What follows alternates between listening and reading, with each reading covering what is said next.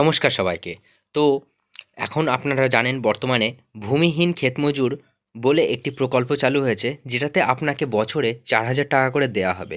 এখানে কিন্তু আপনি জানেন যে কৃষক বন্ধু বলে একটা প্রকল্প ছিল এবং এখনও চলছে সেটা। স যাদের জমি থাকতে হবে তারাই সেটা পেত। কিন্তু এখন বর্তমানে এমন একটি প্রকল্প এসেছে যেটাতে আপনার জমি না থাকলেও আপনি কিন্তু বছরে ৪,০০০ টাকা করে পেতে পারেন। ঠিক আছে? তো তার জন্যে আপনাকে এই ফর্মটা এপ্লাই করে আপনার নির্দিষ্ট অম ক্যাম্পে গিয়ে আপনার এলাকার ক্যাম্পে গিয়ে সেখানে গিয়ে জমা দিয়ে আসতে পারেন। তো তার জন্যে কিন্তু আপনার কোনো জমি থাকতে লাগবে না। আপনি কোনো কারোর জমিতে গিয়ে মজুর করছেন, ক্ষেত মজুর হচ্ছেন, তো সেই কারণে আপনাকে আর্থিক সহায়তা করা হচ্ছে। তো চলুন ধাপে ধাপে কীভাবে ফর্মটা ফিল আপ হবে সেটা আমরা দেখে নিই। ইন ক্যাপিটাল লেটারে আপনার নামটা লিখতে হবে। অর্থাৎ এখানে প্রথমে নামটা লিখবেন পুরো ক্যাপিটালে, ঠিক আছে? আপনার নামটা ক্যাপিটালে লিখবেন পুরো ক্যাপিটাল লেটারে, অর্থাৎ প্রত্যেকটা বড় হাতের অক্ষরে লিখে ইংলিশে লিখে তারপরে আপনার সারনেমটা এখানে লিখে দেবেন। তো এইভাবে আপনার প্রথম এটা লেখা হয়ে যাচ্ছে। তারপরে আপনি আপনার ভিলেজের নাম দেবেন। পুরোটাই ক্যাপিটালেই করবেন, ক্যাপিটালে করাই ভালো এসবগুলো, ঠিক আছে? প্রত্যেক ফর্ম ফিল আপ কিন্তু ক্যাপিটালে করাই দরকার। এরপর গ্রাম পঞ্চায়েতের নামটা আপনি এখানে দিয়ে দেবেন আপনার, এবং আপনার পোস্ট অফিসের নামটা আপনি এখানে দিয়ে দেবেন। তারপর আপনার ব্লকের নামটা আপনি এখানে ক্যাপিটালে পূরণ করবেন। এরপর পুলিশ স্টেশন, আপনার এখানে পুলিশ স্টেশন অর্থাৎ থানার নামটা দিয়ে দেবেন। এরপর ডিস্ট্রিক্ট, আপনার ডিস্ট্রিক্টের নামটা এখানে দিয়ে দেবেন। এরপর পুরো লম্বা একটি বড় ঘর আছে যেখানে আপনি আপনার পিনকোডটি দিয়ে দিতে পারবেন। তো এইভাবে এই কলামটা আমাদের কমপ্লিট হলো। তো এখানে আপনি দেখতে পাচ্ছেন যে ফাদার্স বা হাজব্যান্ড নেম দিতে হবে। এখানে কিন্তু এটাকে অনেকে ভুল ভাববে, এটা অনেকে স্কিপ করে যাচ্ছে ভুল করে, ঠিক আছে? আমি কিন্তু এটা ক্যাম্পে গিয়ে দেখে এসেছি, অনেকে কিন্তু এটা স্কিপ করে যাচ্ছে, বুঝতে পারছে না এখানে কিছু লেখার জন্য আছে। অর্থাৎ এখানে আপনারা দেখতে পাচ্ছেন এখানে কিন্তু ফাদার্স বা হাজব্যান্ড নেম কিন্তু দিতে হবে, অর্থাৎ বাবার নাম বা হাজব্যান্ডের নাম এখানে দিতে হবে। তো এখানে আপনি এটা পূরণ করছেন। এরপর ডেট অফ বার্থ, অর্থাৎ আপনার ডেট অফ বার্থ, আপনার ডেট অফ বার্থ আপনি এখানে ডেট দিলেন, আপনি এখানে আপনার মাস দিলেন আর বছরটা এখানে দিয়ে দিলেন, কত সালে আপনার জন্ম তারিখটা পুরোটা। এরপর কিন্তু এখানে চেয়েছে 1/4/2026 হিসাবে আপনার জন্ম কত বছর হয়েছে, ঠিক আছে? আপনার কত বছর বয়স সেটা কিন্তু 1/4/2026 হিসাবে আপনি এটা করতে পারেন।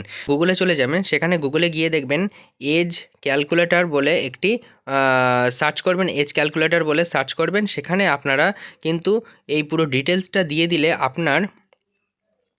আপনার কিন্তু পুরো বয়সটা বের করে দেবে যে 1/4/2026 অনুযায়ী কত হবে।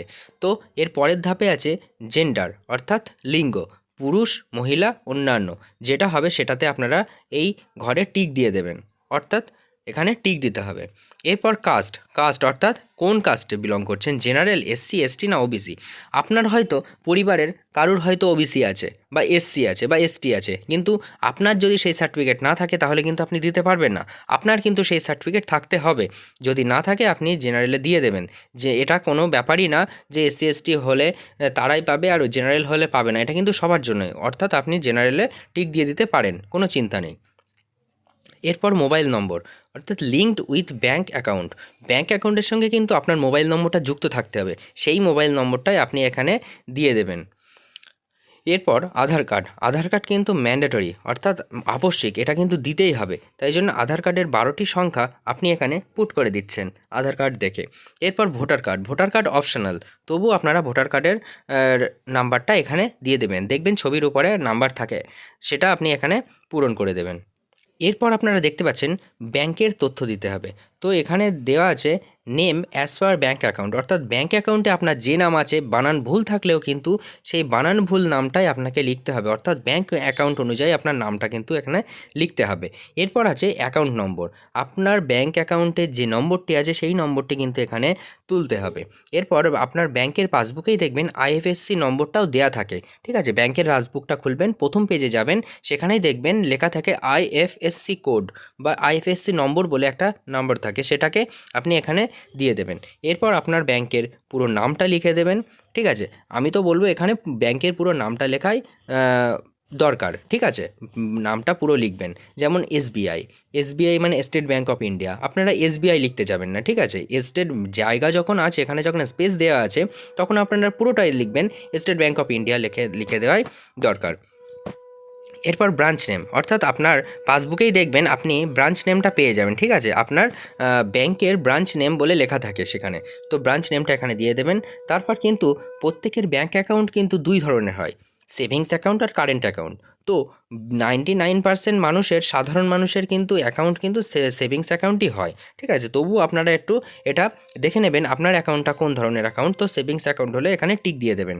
এরপর কিন্তু বলেছে ব্যাংকের সংযুক্তি নথি, অর্থাৎ এর সাথে আপনার যে কপিটা দিতে হবে, জেরক্স কপি, সেটা আপনার উইথ ফটোগ্রাফ ব্যাংক পাসবুক, অর্থাৎ পাসবুক দিতে হবে, যেটা কিন্তু ফটো সহ থাকতে হবে, ঠিক আছে? এটা লক্ষ্য রাখবেন, ফটো সহ পাসবুক দিতে বলেছে, যেন ফটোটা থাকে, ঠিক আছে?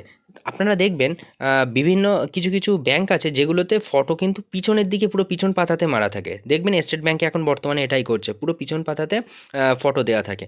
তো আপনারা জেরক্সের দোকানে গিয়ে বলবেন যে এমনভাবে জেরক্স করে দিন যেন ফটোটা আর ব্যাংক ডিটেলসটাও যেন একই পেজের মাধ্যমে দেখা যায়, ঠিক আছে? তাহলে আপনারা সেইভাবে জেরক্স করে নেবেন, হয়ে যাবে। ওরা ওরা সেটা করে দেবে, যেমনভাবে আধার কার্ড বা ভোটার কার্ড আমরা এপিড এবং ওপিড দুটোই আমরা একই পেজে করে নিই, ঠিক তেমনভাবে ওদেরকে বললে ওরা করে দেবে।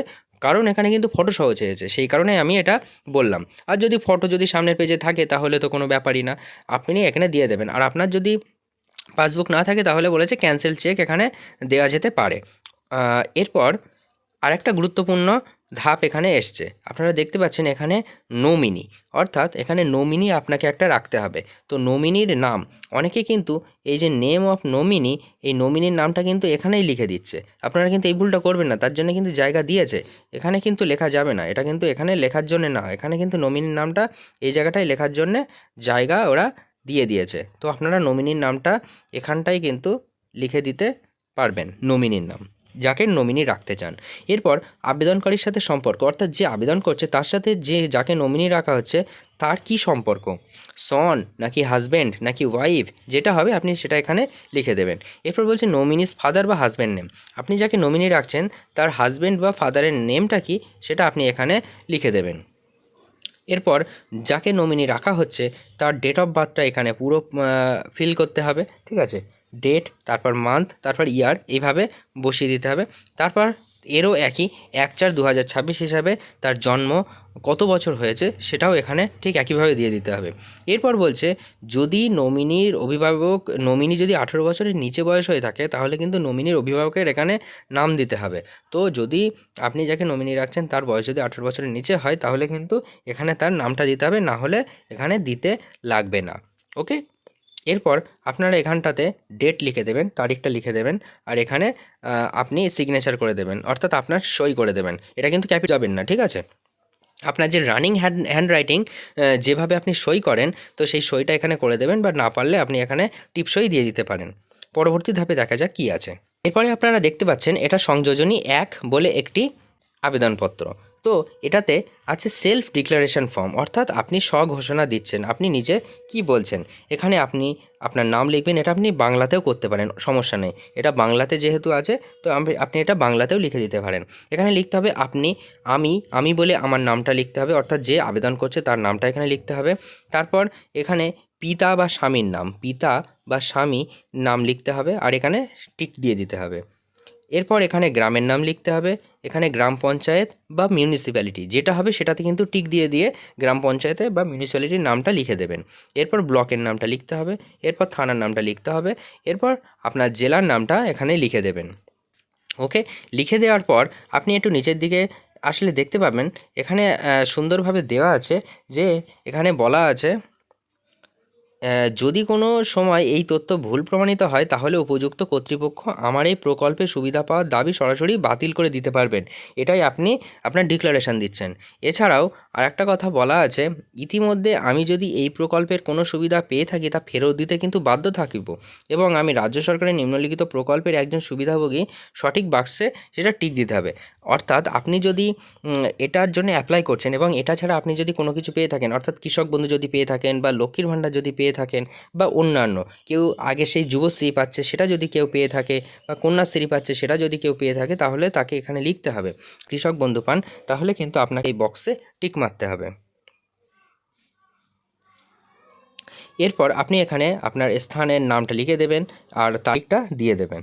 এরপর আপনাকে আবার এখানে আপনার সিগনেচার অর্থাৎ আপনার সইটা করে দিতে হবে, সই না পারলে আপনি এখানে টিপসই দিয়ে দেবেন। এরপর আপনার মোবাইল নম্বরটা আবার এখানে আপনি তুলে দেবেন। এরপর আপনারা দেখলে বুঝতে পারবেন যে ওই একই ফর্ম অর্থাৎ সংযোজনী 1 যেটাকে অ্যানেক্সার 1 বলে, সেই ফর্মটাই কিন্তু ইংলিশে আছে, ঠিক আছে? এটা পুরো ইংলিশে। আপনি এটাও করে দিতে পারেন, ওটাও করতে পারেন, কোনো ব্যাপার না, ঠিক আছে? আপনি যেকোনো একটা করলেই হবে, ওটা করলেও হবে, এটা করলেও হবে। একই পেজের মধ্যে দুটো আছে, এটা ইংলিশে আছে, ওটা বাংলাতে আছে, এটা কোনো ব্যাপারই না। আপনি যেকোনো একটা করে দিতে পারেন। এখানেও দেখছেন সেই একই কৃষক বন্ধু, লক্ষ্মীর ভাণ্ডার সবগুলোই কিন্তু সেম আছে। এরপর কিন্তু আরেকটা ইম্পর্টেন্ট আরেকটা পেজ আছে, এটা সংযোজনী, ওটা ছিল 1, এটা হলো এ। তো এখানে কিন্তু আপনার আধারের সাথে আপনি যে আধার কার্ড দিচ্ছেন আপনার সেটার অনুমতি নেওয়া হচ্ছে, ঠিক আছে? আধারের তথ্য ব্যবহার করা, যে সরকার যে আপনার আধারের তথ্যটা ব্যবহার করবে সেটার জন্য আপনি অনুমতি দিচ্ছেন। তার জন্য আপনাকে এখানে আপনার নামটা লিখতে হবে, আমি, আপনার নাম, যে আবেদন করছে তার নাম, এবং তারপর তার পিতা বা স্বামীর নামটা এখানে দিতে হবে, সেখানে টিক দিতে হবে উপযুক্ত জায়গায়। এখানে গ্রামের নামটা লিখে দেবেন। এরপর গ্রাম পঞ্চায়েতের নামটা এখানে লিখে দেবেন। এরপর ব্লকের নামটা এখানে লিখে দেবেন, জেলাটা লিখে দেবেন। লিখে দেওয়ার পরে নিচে আপনারা দেখতে পাবেন নিচে একটা বক্স দেওয়া আছে, ঠিক আছে? এই বক্সে আপনারা দেখতে পাচ্ছেন এখানে আধার নম্বর, 12টি সংখ্যার যে আধার নম্বর, সেই আধার নম্বরটি আপনি এখানে লিখে দেবেন। এবং আধার কার্ডে আপনি দেখবেন আপনার যদি নতুন আধার কার্ড হয়ে থাকে, তাহলে নতুন বা যাই হোক আপনার আধার কার্ডের সাথে একটা মোবাইল নম্বর যুক্ত থাকবে, বা আধার কার্ডের উপরেই কিন্তু সেই মোবাইল নম্বরটা লেখা থাকে। তো আপনার যদি সেটা লেখা থাকে, বা আপনি যদি জেনে থাকেন যে আপনার নম্বর কোনটা, সেই আধার কার্ডের সাথে যুক্ত মোবাইল নম্বরটা আপনি এখানে তুলে দেবেন। তারপর ভোটার কার্ডের নম্বরটা এখানে দিয়ে দেবেন। দেওয়ার পরে এখানে বলে দিয়েছে যে নিজ স্বাক্ষরিত ভোটার কার্ড ও আধার কার্ডের জেরক্স কপিটা দিতে হবে। কিন্তু নিজ স্বাক্ষরিত মানে কি? আপনি ভোটার কার্ডটাকে আপনার জেরক্স করবেন এবং আধার কার্ডটাকে জেরক্স করবেন, করে সেই জেরক্সের পেজের নিচে কিন্তু আপনাকে সই করতে হবে, নিজে সই করতে হবে। সই করে কিন্তু সেটা জমা দিতে হবে, প্রত্যেকটা ডকুমেন্টসে কিন্তু সই করে জমা দিতে হবে। এবং এখানে আপনার স্থানের নামটা লিখবেন, এখানে তারিখ লিখে দেবেন, আর এখানে আপনি আবার সেই সই করবেন, আর বা না পারলে টিপসই দিয়ে দেবেন।